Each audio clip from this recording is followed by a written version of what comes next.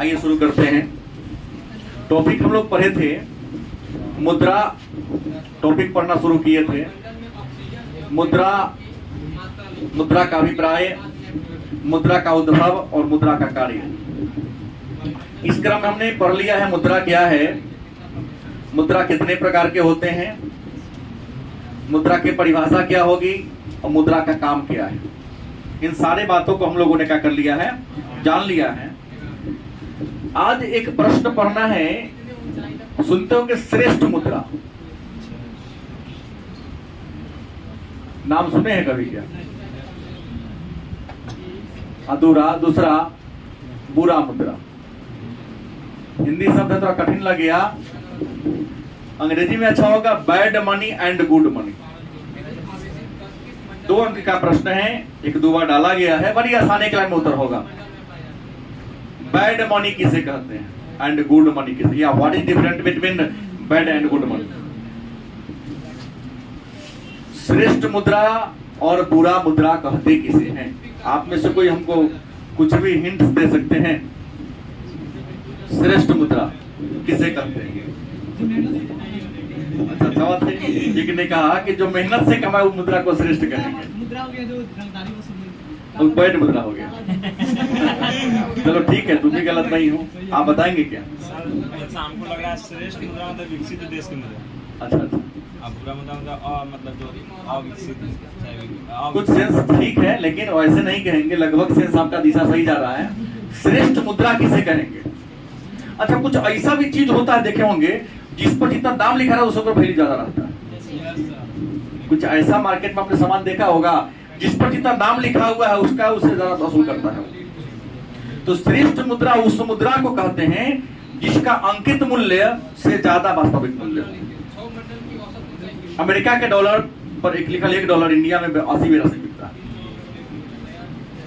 बोलो गलत कि सही? कुवैती दिनार। ऐसे विश्व के बहुत ऐसे देश हैं जिस पर जितना लिखल है, अन्य देश में जाओगे तो उसकी कीमत उससे क्या है। और कुछ ऐसे भी मुद्रा है जिसका अंकित मूल्य से उसका वास्तविक मूल्य क्या है। ऐसा है, जैसे नेपाल का 100 रुपया लेकर आप इंडिया में आओ, 40-80 घट गए, जो भी हो 60 मान चलो ना एवरेज लेके। तो उम्मीद है बड़ी आसानी से समझ गए होंगे श्रेष्ठ मुद्रा किसे कहते हैं।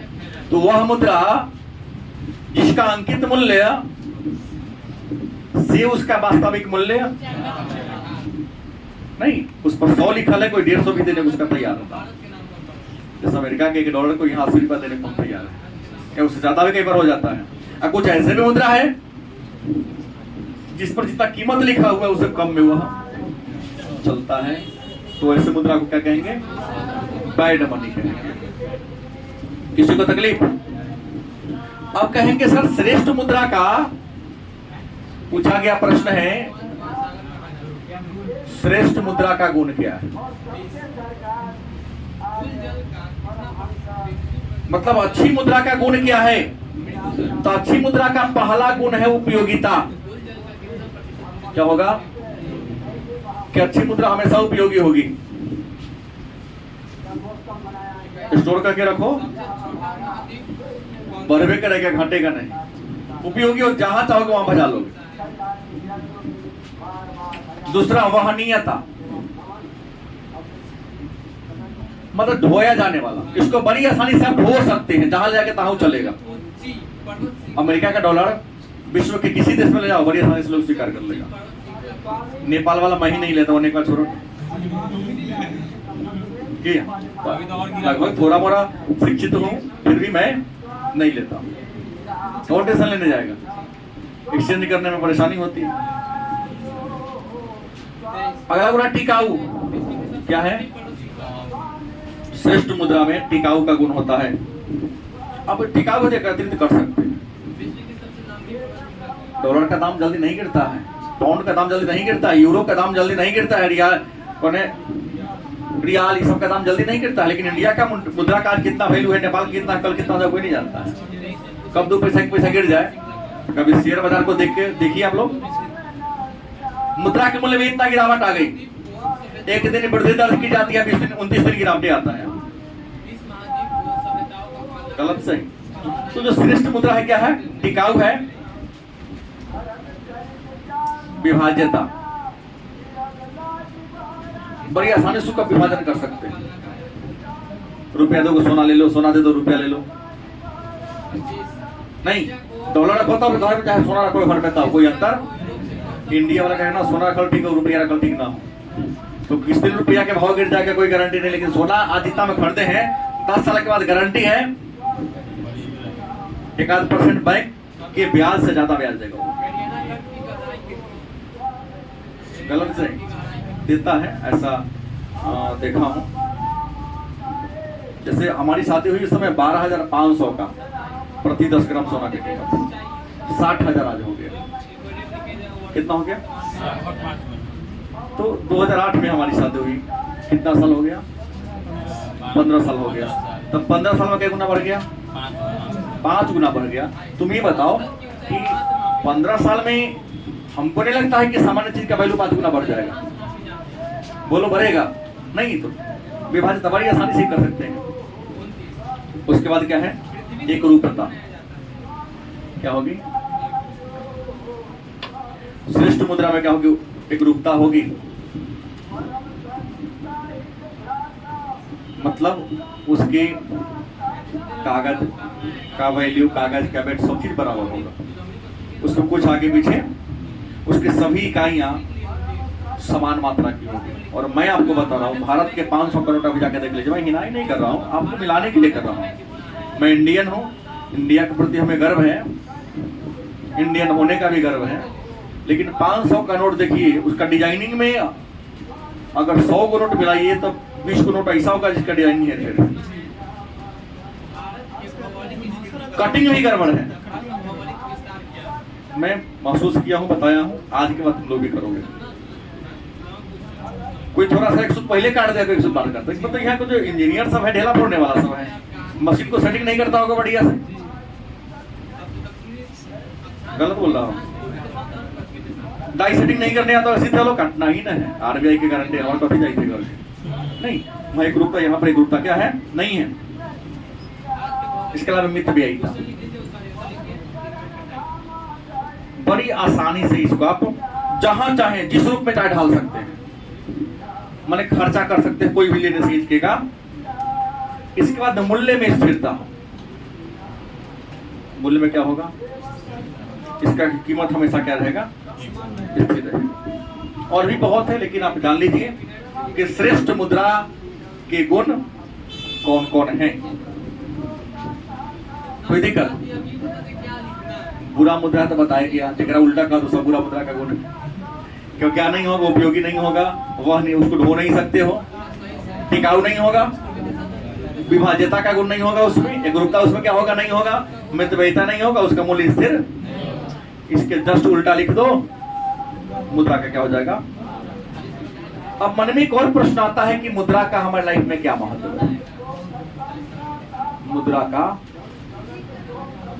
महत्व क्या है? क्या इंपोर्टेंस है? तो आप जानते हैं ना, ये बात की आधुनिक युग मुद्रा का युग नहीं, इंसान नहीं, हर देश की अर्थव्यवस्था के केंद्र में अगर कुछ है तो वह है मनी। आज हर इंसान पैसा के पीछे क्या है? लगा हुआ है।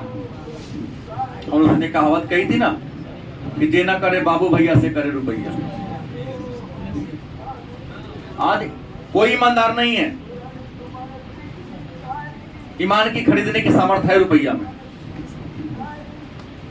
ट्रैफिक पुलिस 2 में बिक रहे हैं, ऊंचे कुर्सी पर बैठे न्याय बेचने वाले भी करोड़ में बिक रहे हैं। न्याय भी बिकता है इंडिया में, बिका भी है, बिकता है। कई बार दोषी को निर्दोष साबित करके को छोड़ दिया जाता है, और जो निर्दोष है उसको कारागार में डाल दिया जाता है। तो मुद्रा की बात करते हैं कि मुद्रा का महत्व क्या है। तो मुद्रा का महत्व तो ये हो गया कि गांधी जी किसी एक ईमानदार का केस जितवा दिए, बेचारा पैर पकड़ के रोने लगा, कहा कि अब तुमको हमको कौन जिताएगा अगला भविष्य में? तो कहा हम ही जितवाएंगे, हम इस सजीव होकर जितवा, बाद में निर्जीव होकर जितवाऊंगा। नहीं, आज भी सही कहा गया ना, आज भी देश में ईमानदारी गांधी ही तय करता है, कागज पर छाप के हैं। किसी न किसी रूप में गांधी जी विराजमान है, नहीं है क्या? है। हर इंसान की कीमत तय कर रहे हैं गांधी जी। ट्रैफिक पुलिस कहा ना 5 रुपये से 2 रुपये कीमत है उसकी, गांधी जी तय कर, इतने में तो पावर होगा। जैसे जैसे आगे बढ़ोगे गांधी जी का रंग भी बदलता जाता है, कहीं ब्लैक में काम चलता है तो कहीं बड़े में काम चलता है। तो मुद्रा का महत्व हर जगह है, जन्म से लेकर मृत्यु तक। जन्म लेने के लिए भी रुपया चाहिए, प्लेसेंटा को काटने के लिए बजट बिना पैसा को न देगा। अरे मरने के लिए जहर भी खाओगे ना, मरने के लिए वहां भी रुपया चाहिए, क्योंकि बिना पैसा के जहर दुकानदार जहर भी नहीं देगा। मरोगे जो दफनाने जलाने वाला जब तो जाएगा तो वहां डोम रहता का तो ना पैसा दे तब आगे देके जलाने। एक परंपरा है, नहीं लोगे तो चलेगा, लेकिन हम लोग परंपरा को वहन करते हैं। तो हर जगह बिना रुपया के कोई काम होता है क्या? नहीं। आप तो पापा को इसलिए पापा कर रहे हैं क्योंकि पापा रुपया दे रहे हैं, रुपया देना छोड़ देंगे, पापा का ना छोड़ देंगे आप। ऐसे ही बात है, आज का पूरा रिलेशन मुद्रा पर टिका हुआ है। अगर ऐसा नहीं है तो बूढ़े बाप दादा को अनाथालय में कहा छोड़ दे रहा है? मानता जो सम्मान जवानी में था वो बुढ़ापा में क्यों नहीं? देखो 2% नहीं तो उसे नहीं चलता है। अपवाद उदाहरण कभी नहीं होते, लेकिन 98% ऐसा ही है। बाप मतारी पूरे हो गए थे, हे भगवान जल्दी इनको मुक्ति दिवा ले। आज जिस दिन आप बच्चा थे बीमार थे, हे भगवान हमारा बेटा को उठा लो, तो कहाँ कहे? नहीं कहे कभी कहे हैं? देखो हमने कहा कि मैंने वो कहा कि भाई नहीं होता, अपवाद उदाहरण नहीं होता। हमने ये कहा अभी तुम इसलिए बोल रहे हो ना, घंटी नहीं बनल है, घंटी बनने दो तब सबके पापा का नंबर रखा हूं, है ना? सही बात है, सबका है। सब कई बच्चे हैं जिनके पिताजी बात करते रहते हैं, हिसाब किताब लेंगे तुम्हारा बाद में, क्योंकि हम दोनों का एज तो बराबर होगा ना, 2-4 साल आगे पीछे। तो कहीं ना कहीं चौराहे पर चाय के दुकान पर, पान के दुकान पर मिलिए जाएंगे, अब तो चेहरा चिन लेंगे तो पापा पूछेंगे आकाश के हाल चाल ये है, अपने कहेंगे। मुद्रा से इंसान का वैल्यू तय हो रहा है। जाके समाज तो गरीब आदमी है, नहीं पैसा कोई वेट नहीं है उसका, अमीर आदमी है नहीं, बहुत वैल्यू है। गरीब की छोटा से छोटा गलती भी ऊंचा बना के दिखाया जाता है, लेकिन अमीर पैसा वाले तो बड़े से बड़े अपराध करते हैं। लोग पैसा में ही उसके अपराध थक जाता है, उनके द्वारा किया गया कुकर्म मिटक जा रहा है। सब गांव में है, ऐसा नहीं हो रहा है। तो पैसा तो इंसान के अधर्म कुकर्म पाप सबको ढक दे रहा है। तो मुद्रा का महत्व क्या बताएं? खाली महत्व है। मुद्रा का इतना महत्व है कि एक विद्वान है मार्शल, जिन्होंने कल्याणकारी अर्थशास्त्र का पिता इनको कहा जाता है। इन्होंने कहा था इकोनॉमिक्स मतलब अर्थशास्त्र मानव कल्याण का विज्ञान है। क्या कहा मार्शल ने मुद्रा के महत्व को बताते हुए कि मुद्रा वह धुरी है जिसके चारों ओर संपूर्ण अर्थ विज्ञान चक्कर करता है। तो अर्थव्यवस्था चक्कर करता था, हम तो दोहरा नाम लेकर उदाहरण दे रहा था, कौन गलती करती है ना? वही उसी अर्थव्यवस्था में तुम हो, मैं अपने को दूर रखा हूं नहीं, हमने कहा सब बोला, हम अपने आप पर लिया। मुद्रा वह धुरी है जिसके चारों ओर संपूर्ण अर्थ विज्ञान चक्कर काटता है। कौन कहा? मार्शल कहा। तो प्रश्न है कि मुद्रा का महत्व क्या है? तो मुद्रा का पहला महत्व है उपभोग के क्षेत्र में। कथी में अब कहेगा सर उपभोग कहते किसे हैं? अब तो बताने की बात नहीं है, पूरा पढ़ा के तब आगे बढ़ा नहीं। किसी वस्तु का प्रयोग करना उपभोग कहलाता है। इसने आज हमें कहा कि सर आज चलिए मंदिर, मैं आपको जो कहेंगे सो खिलाऊंगा। हमने कहा मैं अकेला नहीं, थोड़ा थोड़ा खिलाएगा, सबको खिलाएंगे। कितने बाल बच्चे हैं? तो प्लेट मलना होगा हमें, रहने दीजिए, हार मान लिया। उपभोग, अगर कुछ खाना चाहते हो, कुछ भी खाना, जहरो खाना चाहते हो तो पैसा लगेगा। नहीं, मैं उदाहरण दिया। मतलब बिना पैसा के कुछ उपभोग कर सकते हैं? मिर्च तीखा लगता है, तीत लगता है ना। मठाइयों खाने के लिए पैसा अभी 200 रुपए किलो मिर्च बिक रहा है, 150 रुपए किलो हरी मिर्च। 10 रुपया में 50 ग्राम हमको परसों दिए, हम के ना कहें।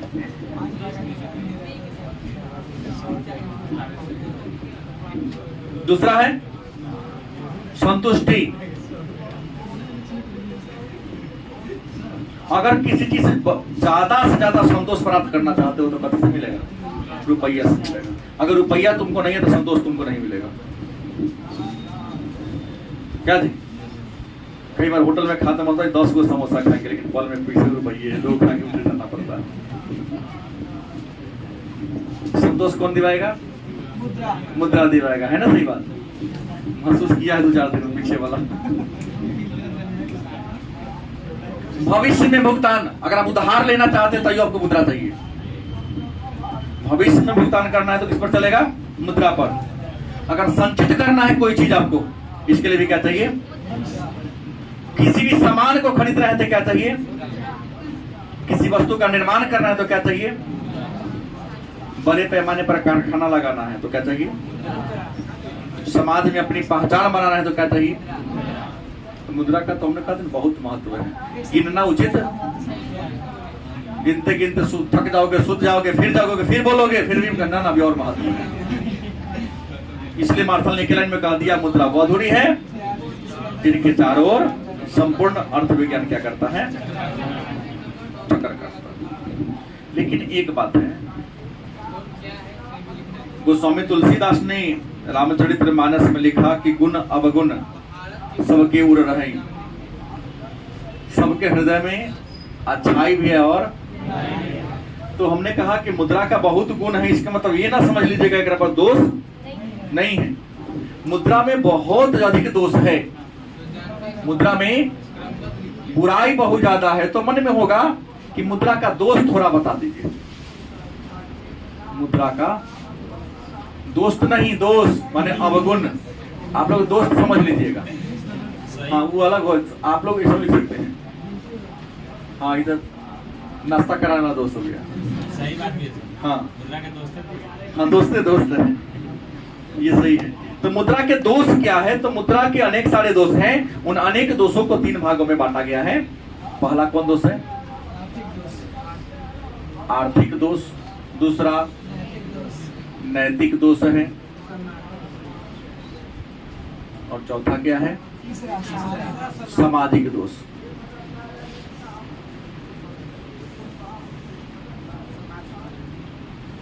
मुद्रा के नैतिक दोष, आर्थिक दोष और सामाजिक दोष। तो सबसे पहले हम आर्थिक दोष पर चर्चा करें। आर्थिक दोष क्या है?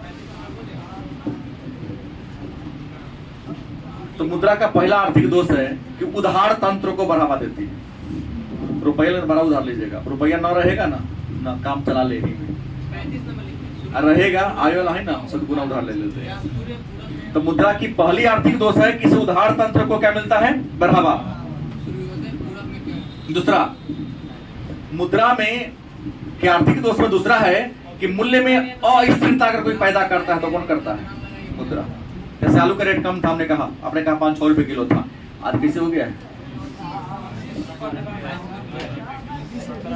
20-18 के आसपास किलो है आलू।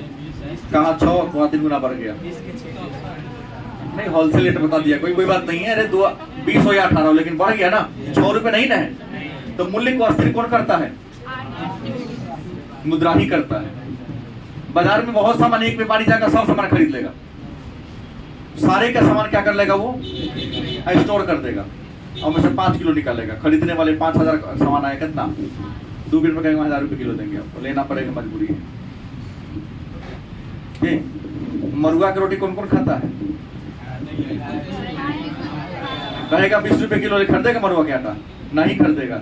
आ रहा है कोई त्योहार, 200 रुपए किलो आटा बिकाता है, इतना पैक कर देगा, 5 रुपए 10 रुपए आपसे ले लेगा। हाँ जीतिया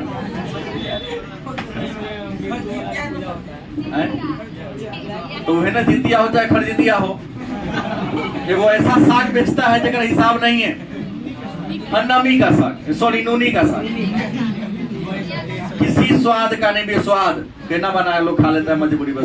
क्या क्या परंपरा आ गया है। 100 रुपए की जो मवेशी भी ना खाए उसको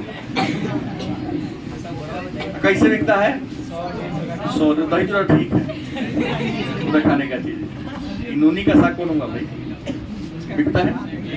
ऐसी के त्योहार आगे की परंपरा कि नहीं मरुआ के रोटी और मछली खाना है।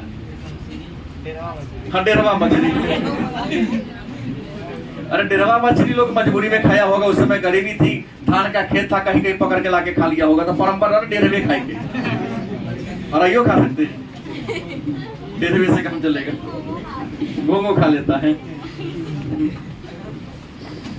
आर्थिक दोष है। दूसरा संपत्ति के वितरण में असमानता मुद्रा का दोष है। देखो एक आदमी इतना पैसा जिसका हिसाब नहीं है। एक ऐसा है जिसको शाम को सब्जी खरीदने जाना है उसके लिए भी सोचना पड़ता है।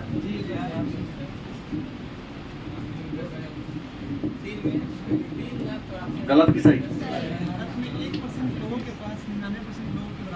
हाँ हाँ वर्ग संघर्ष मुद्रा के कारण क्या हो रहा है। वर्ग संघर्ष समाज में हो रहा है। गलत सही। आज रियल में जाति का संघर्ष नहीं है धर्म का संघर्ष नहीं है। रियल में संघर्ष अमीरी और गरीबी का है। तो छोट कौन कहता है आज छुआछूत अमीरी गरीबी का है। तुम कहते मुसलमान से चाहिए है हम ऐसी से गलत सोच रहे हो। चिराग पासवान आता है जाओ तो छुआछूत करना वो तो आइए ना सर कहिए होते हैं। और वही दूसरा गांव तेरा गांव के गरीब है चिराग पासवान ना ना तू बाद में खाइए हमारे ज्यादा कहिए। मैं मानता हूँ न जाति का दोष है न धर्म का दोष है। 200 रुपया का जो अमीर है उससे आप छुआछूत नहीं करते हैं और जो गरीब है उससे आप क्या करते हैं छुआछूत। तो मुद्रा का ये आर्थिक दोष है। नैतिक दोष में क्या हो रहा है मुद्रा का। तो नैतिक दोष में है नैतिकता। इंसान का नैतिकता कौन गिरा रहा है। भाई भाई की हत्या कर दे बाप बेटा की हत्या कर दे पुत्र पिता की हत्या कर दे रहा है। आज मनुष्य धोखेबाज बन जा रहा है पैसा के कारण। चोरी कर रहा है किसके लिए पैसा के लिए। डकैती किसके लिए कर रहा है गबन किसी के लिए कारण कर रहा है पैसा के लिए। घोटाला किसके लिए कर रहा है पैसा के लिए। घूसखोरी का हो रहा है। दुनिया में जितना धर्म हो रहा है सब गति के लिए नैतिक दोष हो गया। जिस समय वस्तु विनिमय प्रणाली थी कहाँ चोरी डकैती हत्या बलात्कार से आनी थी। सारा अधर्म धर्म भी पैसा कराता है। किसी ने कल कहा ना कि VIP गेट बन गया है। जल्दी बाबा के दर्शन करना लाख 1000 रुपया। वो तो बाबा जी तोरा गोदी में डाल के ले जाएंगे पूजा करा के ले जाए ना 1 लाख दोगे तो कांटा बैठा के ले जाएंगे। हर बड़े बड़े मंदिर में VIP गेट बन चुका है। गरीब लोग लाइन में धक्का मुक्की कर खाते आएगा और जो पैसा वाले उनके लिए VIP गेट बना हुआ है कालीन बिछा हुआ है। विवाद होता रहता है। होना भी चाहिए। जिसके दरबार में जा रहा है उसके लिए सब बराबर है। लेकिन पैसा वाले वहां भी असमानता कर दी है। तो नैतिक दोष है क्या है। चोरी डकैती हत्या बलात्कार घूसखोरी भ्रष्टाचार सब पहला हो रहा है ना। तुम जब 5 साल से कम उम्र के थे सब करते थे तो उस समय पैसा खरीदो तुम्हारी लाइफ में। आज खूब झूठ बोलता है तू सब नहीं। पैसा गिर गया कि देख लिया लाथा दिया खड़ा हो गया चलना तो करना जब मुझे दोस्त आगे बढ़ेगा तो झूठों के बैठेगा उठा के लेके चलेगा। एक दिन यही कर रहा था। नाम इसका तो भतीजा इसका हुआ था चाचा होता किसी का भतीजा बोला नहीं बोला उसको दे देता है। सामाजिक दोष है मुद्रा का। आज मुद्रा के कारण भौतिकवाद को बढ़ावा मिला है। लोग पेड़ नहीं लगा रहा एसी लगा रहा है। भौतिकवाद को क्या मिला है प्रलोभन बढ़ रहा है रुपया के कारण। सामाजिक दोष है।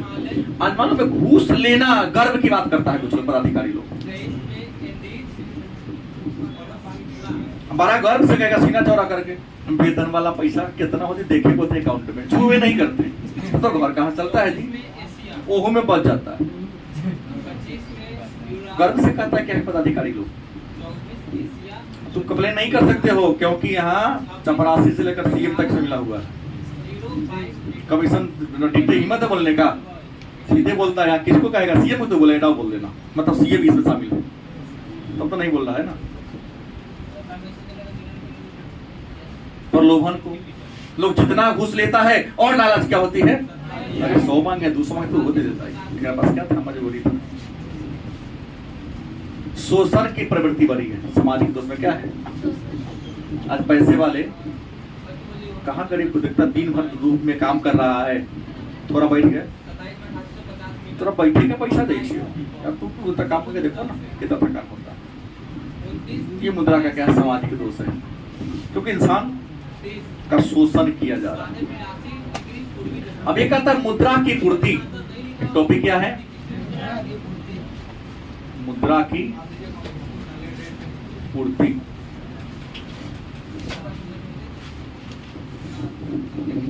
तो मुद्रा की पूर्ति का मतलब होता है चलन की कुल मुद्रा का स्टॉक, चलन की कुल मुद्रा के स्टॉक को क्या कहते हैं, मुद्रा की पूर्ति।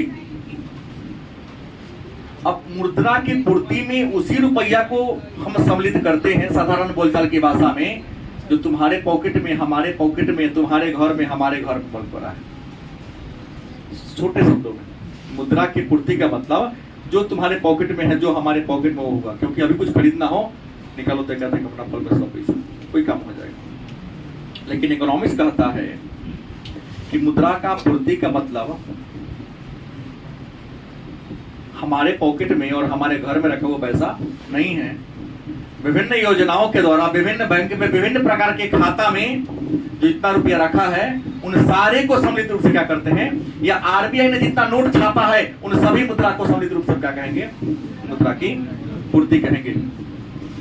और मुद्रा की पूर्ति के घटक कितने हैं, तो विद्वान कहते हैं किसी भी देश में मुद्रा के पूर्ति के कितने घटक हैं, 2 घटक हैं। पहला कौन होता है, चलन की मुद्रा, और दूसरा कौन है, जमाएं। हमने एक बार पहले ही बोल दिया। चलन की मुद्रा मतलब क्या हुआ कि हमारे पॉकेट में या आपके पॉकेट में जो सिक्का है या कागज का जो नोट है उसे को हम क्या कहेंगे, क्या कहेंगे। और जो रुपया बैंक में, चाहे सावधि जमा खाता में या आवर्ती जमा खाता में या बचत खाता में या फिक्स डिपॉजिट में, सॉरी आवर्ती जमा खाता में जो रखे हुए हैं उसको हम क्या कहेंगे, जमाएं कहेंगे। क्या कहेंगे, कोई दिक्कत है। तो मुद्रा की पूर्ति का मतलब क्या हुआ कि चलन की कुल मुद्रा को, चलन के कुल मुद्रा के स्टॉक को क्या कहेंगे, मुद्रा की पूर्ति। और संसार में जितने भी देश हैं वहां मुद्रा की पूर्ति के कितने भाग हैं, एक चलन की मुद्रा, इसमें सिक्का और कागजी नोट, और किसी भी बैंक में, गलती सही, किसी भी खाता में जब रुपया रखे हैं उसको हम क्या कहेंगे, जमाएं। जो प्रतियोगिता परीक्षा में आता है उसे करवा रहा हूं, सीधा वही टॉपिक है ही, अब अंतिम है। हाँ हाँ, भारत में मुद्रा के पूर्ति की माप, भारत में मुद्रा की, पीठा पूछा था एक बार, प्रतियोगिता में तो आता ही है और आपके 12वीं में भी यहां से प्रश्न आता है, हर साल एक फिक्स है कि भारत में मुद्रा के पूर्ति की माप की बात करते हैं। तो भारत में मुद्रा की पूर्ति के माप को कई भागों में बांटा गया है, 4 भागों में। कितने भागों में, भारत में मुद्रा की जो पूर्ति है, मुद्रा की उस पूर्ति को कितने भागों में बांटा गया है। पहला कौन है, M1, दूसरा कौन है, M2, तीसरा कौन है और चौथा कौन है। अब सवाल है कि M1 माने मनी 1, M से मनी 2, M फॉर मनी, 1 2 3 4, माने भारत में मुद्रा की पूर्ति के कितने भाग हैं, कितने हैं। तो M1 मुद्रा किसे कहेंगे, M1 मुद्रा किसे कहेंगे, तो कहता है नंबर 1, जनता के पास रखी गई कौन मुद्रा? चलन मुद्रा। हमने कहा ना जो हमारे पॉकेट में है और तुम्हारे पॉकेट में है, क्योंकि बाजार में जाओगे तो पॉकेट वाला रुपया काम देगा, घर वाला रुपया काम देगा, बैंक वाला रुपया काम देगा। अभी तुम्हारे पॉकेट में वो काम देगा। ये बात उस समय जब नेट बैंकिंग की बात नहीं हो रही है। कहीं नेट फेल हो गया तो, सर्वर डाउन हो गया तो, बोलो होता है कि नहीं होता है? कई बार हो जाता, धोखा हो जाता है, तो उसको लेकर नहीं चलना है। तुम्हारे पॉकेट में वही तुमको काम देगा, इस बात को स्वीकार करना पड़ेगा आपको। तो जनता के पास रखी गई चलन की मुद्रा प्लस किसके पास? बैंकों के पास। व्यापारिक बैंक। पढ़ाएंगे बैंक दो प्रकार के होते हैं। बैंकों के पास कहेंगे तो आरबीआई ना हो जाएगा। हाँ, व्यापारिक बैंक के पास जनता की मांग जमाए। अब मांग जमाए का व्यापारिक बैंक भारत में अभी 12 गो है। पहले 20 था, कितने हैं? याद रखेंगे, भारत में व्यापारिक राष्ट्रीयकृत व्यापारिक बैंक कितने हैं? हाँ, किताब में कुछ भी लिखा हो तो हमको उससे मतलब, क्योंकि किताब तो एक बार छप जाता है, बार बार सुधारने के लिए आपको खुद को मेहनत करना पड़ेगा। तब तक किताब के बहाने रखिएगा 2-4 को आंसर। कौन कौन भारत की बात बता रहा हूँ? सब बिहार में है। स्टेट बैंक बिहार में नहीं है, बैंक ऑफ बड़ौदा नहीं है, सेंट्रल बैंक। हम तो बोल रहा हूँ बैंक की बात बोल रहा हूँ ना, व्यवसायिक बैंक यही तो है। नहीं, पूरे भारत के हर राज्य में वो सब बैंक है। हम बैंक बता रहा हूँ ना, ये भारत में राष्ट्रीयकृत बैंक है 12 गो है। क्या मैं गलती बोल दिया? हाँ, पूरे भारत में ही है। तो जनता के पास हो गया, इसके पास हो गया, और अन्य जमाए। तीसरा कौन है?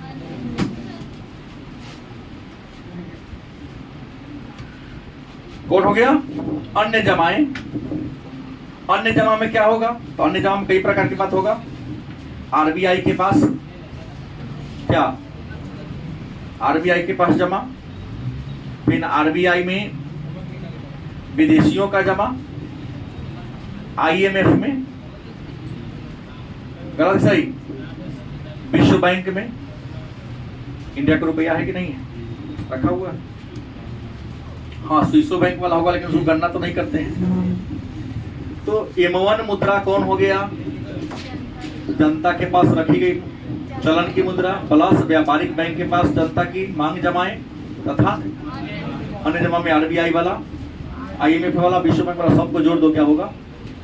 आपसे पूछता है कि सबसे तरल मुद्रा कौन है? तो M1। सबसे तरल मुद्रा कौन है? क्यों? तरल मुद्रा जब चाहो तब निकाल लो, क्योंकि हमारे पॉकेट में जब चाहेंगे खर्च करें। बैंक में है क्या? व्यापारिक बैंक के पास जनता की मांग जमा हम रखे हैं फिक्स करके ना, जखनी मांग हो आपको देना पड़ेगा, क्योंकि एफडी करो तो कागज लेके जाओगे तब तोड़ेगा। थोड़ा बचत खाता में जब मन होगा निकाल लो। तो सबसे तरल क्या हो गया? तुम्हारे पॉकेट में, तुम्हारे बचत खाता में है। और अन्य जमा है, एक आध घंटा लगेगा, उसको भी तोड़ सकते हैं। दूसरा क्या होगा? M2 क्या है? M2 मुद्रा किसे कहते हैं? M2 मुद्रा कहता है M1 प्लस डाक घर में, डाक घर के पास जनता की बचत, डाक घर के पास जनता की बचत जमा। अब डाक घर भी इंडियन पोस्ट पेमेंट बैंक उसका नाम हो गया। वहां भी आप खाता खोल सकते हैं। मैं कल अगला दिन के क्लास में पढ़ाऊंगा कि 4 प्रकार के खाता होता है बैंक में। क्या थी? 4 खाता के बारे में, उसकी विशेषता के बारे में चर्चा करूंगा। तो M2 मतलब क्या हो गया? M1 प्लस जनता की बचत जमा। सोच लो, सब लिखोगे प्लस को जोड़ोगे तब M2 होगा। पूछ देगा परीक्षा में M1 मुद्रा किसे कहते हैं, तो आप लिखेंगे M1 मुद्रा बराबर जनता, ही सब को लिखना पड़ेगा। फिर पूछेगा M2 मुद्रा किसे कहते हैं, तो ये सब लिखो, उसमें डाक घर वाला क्या कर दो, क्या हो गया? M2। अब कहता है M3 मुद्रा किसे कहेंगे, तो कहता है M1 प्लस व्यापारिक बैंकों के पास शुद्ध सावधि जमा। अब कहता है कि M1 प्लस किसके पास, व्यापारिक बैंक के, जनता है ना, जनता की FD, सावधि जमा कहता फिक्स डिपॉजिट को, एक निश्चित अवधि के लिए जब आप रुपया में बैंक में रुपया रखते हैं उसको कहते हैं FD, फिक्स डिपॉजिट, निश्चित अवधि के लिए। तो यहाँ एक्सचेंज हो गया ना पुनः, M1 में सब रहबे किया, जुड़ा किया तो व्यापारिक बैंक के पास। व्यापारिक बैंक भारत में क्या है, सबसे बड़ा कौन है, state bank, state bank of India, है ना। तो M1 प्लस व्यापारिक बैंक के पास जनता की FD, हम अपना समझने के लिए लिख दिया हूं, इसका नाम शुद्ध नाम है सावधि जमा खाता। क्या जी, M4 में क्या होगा, M4 में कहता है M2 plus sorry M3 plus डाकघर की बचतें, क्या है, डाकघर की, क्या कहता छोड़ के, राष्ट्रीय बचत पत्र को छोड़कर। डाकघर में जाओगे ना तो वहां पर कागज भी आता है, आप उसको खरीद के लाइए, अपना घर पर रखिए, लिख देगा कितना रुपया हम जमा किए हैं, इसका ब्याज जोड़ कर इतना दिन में कितना देंगे। डाकघर का राष्ट्रीय बचत, राष्ट्रीय बचत पत्र है ना जी, नेशनल सेविंग पेपर, आपने कहा NSC, इसको छाट लो, पूरा पैसा आ गया।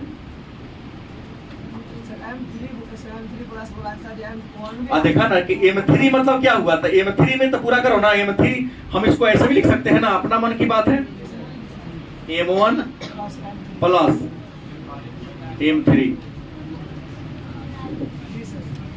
नहीं तो 2 को लिखने से अच्छा सीधा लिख दो M3, तो ये पूरा डील करना पड़ेगा, लिखना पड़ेगा, ये पूरा लिख, एक लाइन ज्यादा लिखना पड़ेगा, फिर एक लाइन ज्यादा लिखो आपको पूछ जाएगा। लेकिन यही पूछता है कि सबसे तरल मुद्रा कौन है, कौन है, और सबसे कम तरल मुद्रा कौन है, क्योंकि कई प्रक्रिया वाला बात क्या है शामिल है, या राष्ट्रीय बचत पत्र को छाट के डाकघर में भी जहाँ जो भी सभी लेना है आपको, वहां से पैसा निकालना थोड़ा सा कठिन है। ये मुद्रा है, क्या हो गया, तो ये सब पढ़ाएंगे तो देखेंगे, RBI पढ़ना है आपको, व्यवसायिक बैंक पढ़ना है, रिजर्व बैंक पढ़ना है, तो मैं बताऊंगा। हर देश में एक रिजर्व बैंक होता है, लेकिन अमेरिका ऐसा देश है जहां 12 को रिजर्व बैंक नहीं। तो फिर प्रश्न आता है, बच्चा ने पूछा कि सर देश में बैंक 12 को है तो रुपया RBI जारी क्यों करता, हमने बैंक क्यों नहीं जारी करता है, सोचेगा टाइम बचता ही नहीं सोचने के लिए, क्या सोचेगा, पैसा बना दे दे तो हम सोचते। प्रश्न आपके लिए रह गया है, कल सुना, मैं पूछूंगा ये प्रश्न, कहां से खोल के लाओगे तुम समझो कि भारत में 12 राष्ट्रीयकृत बैंक है,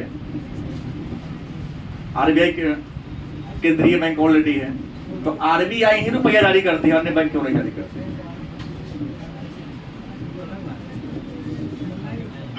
फिर आइए, अब लास्ट टॉपिक बच गया, मुद्रा की मांग क्यों करते हैं, हम हो चाहे आप हो, रुपया मांग करते क्यों हैं।